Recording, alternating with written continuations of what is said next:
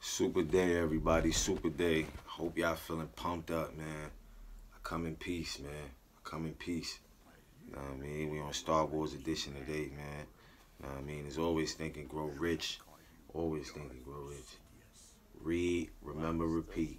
Welcome to another episode. We in chapter 7. Let's get it. Some fertile fields in which new leadership will be required. Before leaving this chapter, your attention is called to a few of the fertile fields in which there has been a decline of leadership, and in which the new type of leader may find an abundance of opportunity. First, in the field of politics, there is a most insistent demand for new leaders, a demand which indicates nothing less than an emergency. The majority of politicians have seemingly become high-grade, legalized racketeers. They have increased taxes and debauched the machinery of industry and business until the people can no longer stand the burden. Second, the banking business is undergoing a reform. The leaders in the field have almost entirely lost the confidence of the public. Already, the bankers have sensed the need of reform, and they have begun it. Third, industry calls for new leaders. The old type of leaders thought and moved in terms of dividends instead of thinking and moving in terms of human equations. The future leader in industry to endure must regard himself as a quasi-public official whose duty it is to manage his trust in such a way that it will work hardship on no individual or group of individuals. Exploitation of working men is a thing of the past. Let the man who aspires to leadership in the field of business, industry, and labor remember this. Fourth, the religious leader of the future will be forced to give more attention to the temporal needs of his followers in the solution of their economic and personal problems of the present, and less attention to the dead past and the yet unborn future. Fifth, in the professions of law, medicine, and education, a new brand of leadership, and to some extent, new leaders will become a necessity. This is especially true in the field of education. The leader in that field must, in the future, find ways and means of teaching people how to apply the knowledge they receive in school. He must deal more with practice and less with theory. 6. New leaders will be required in the field of journalism. Newspapers of the future, to be conducted successfully, must be divorced from special privilege and relieved from the subsidy of advertising. They must cease to be organs of propaganda for the interests which patronize their advertising columns. The type of newspaper which publishes scandal and lewd pictures will eventually go the way of all forces which debauch the human mind. These are but a few of the fields in which opportunities for new leaders and a new brand of leadership are now available. The world is undergoing a rapid change. This means that the media through which the changes in human habits are promoted must be adapted to the changes. The media here described are the ones which, more than any others, determine the trend of civilization. When and how to apply for a position. The information described here is the new result of many years of experience during which thousands of men and women were helped to market their services effectively. It can therefore be relied upon as sound and practical. Media through which services may be marketed. Experience has proved that the following media offer the most direct and effective methods of bringing the buyer and seller of personal services together. 1. Employment bureaus. Care must be taken to select only reputable bureaus, the management of which can show adequate records of achievement of satisfactory results. There are comparatively few such bureaus. 2. Advertising in newspaper, trade journals, magazines, and radio.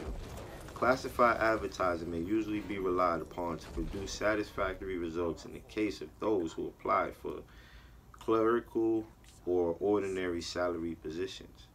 Display advertising is more desirable in the case of those who seek executive connection. The copy to appear in the section of the paper which is most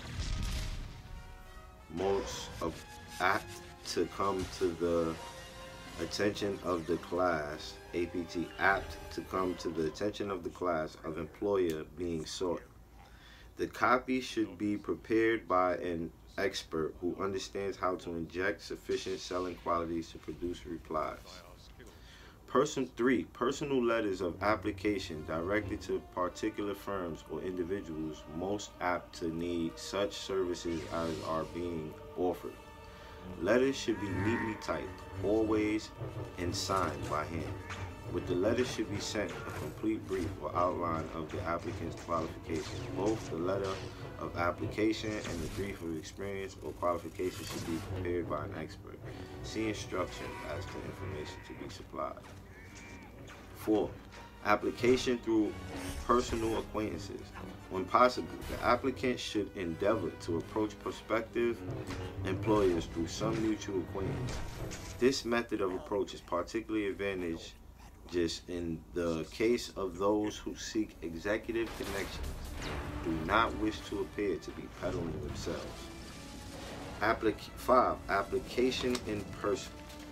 In some instances, it may be more effective if the applicant offers personally his services to prospective employers, in which event a complete written statement of qualifications for the position should be presented, for the reason that prospective employers often wish to discuss with associates one's record. Information to be supplied in a written brief. This brief should be prepared as carefully as a lawyer would prepare the brief of a case to be tried in court. Unless the applicant is experienced in the preparation of such briefs, an expert should be consulted and his services enlisted for this purpose.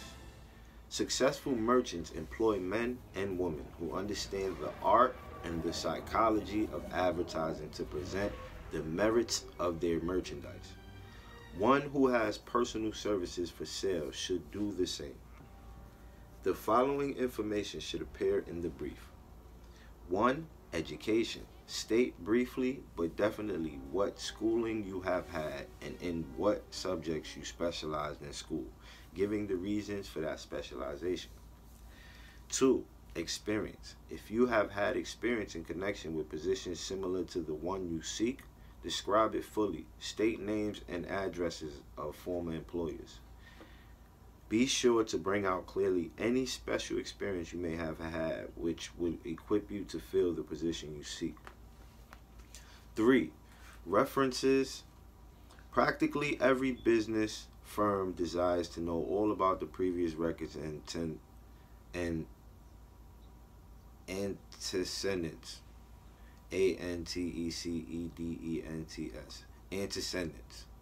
So practically every business firm desires to know all about the previous records, antecedents, etc. of prospective employees who seek positions of responsibility. Attach to your brief photostatic copies of letters from A. Former employers, B. Teachers under whom you study, C. Prominent people whose judgment may be relied upon. 4. Photograph of self. Attach to your brief a recent unmounted photograph of yourself. 5. Apply for a specific position. Avoid application for a position without describing exactly what particular position you seek. Never apply for just a position. That indicates you lack specialized qualifications. 6. State your qualifications. For the particular position for which you apply, give full details as to the reason you believe you are qualified for the particular position you seek. This is the most important detail of your application. It will determine more than anything else what consideration you receive. 7. Offer to go to work on probation. In the majority of instances, if you are determined to have the position for which you apply, it will be most effective if you offer to work for a week or a month or for a sufficient length of time to enable your prospective employer to judge your value without pay. This may appear to be a radical suggestion, but experience has proved that it seldom fails to win, at least at a trial. If you are sure of your qualifications, a trial is all you need. Incidentally, such an offer indicates that you have confidence in your ability to fill the position you seek. It is most convincing if your offer is accepted and you make good.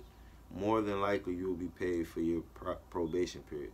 Make clear the fact that your offer is based upon A, your confidence in your ability to fill the position, B, your confidence in your prospective employer's decision to employ you after trial, C, your determination to have the position you seek. 8, knowledge of your prospective employer's business.